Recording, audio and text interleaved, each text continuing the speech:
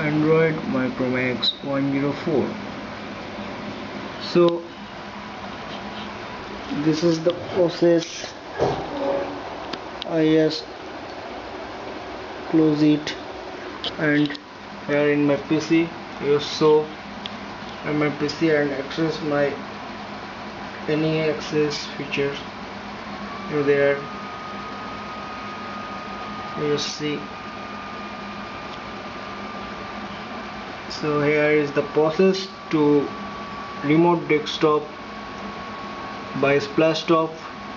In your network it's free, but either you can access from anywhere, it's chargeable applicable. So guys, this is the process to control your desktop or laptop by your Android mobile through Splashtop. Thank you.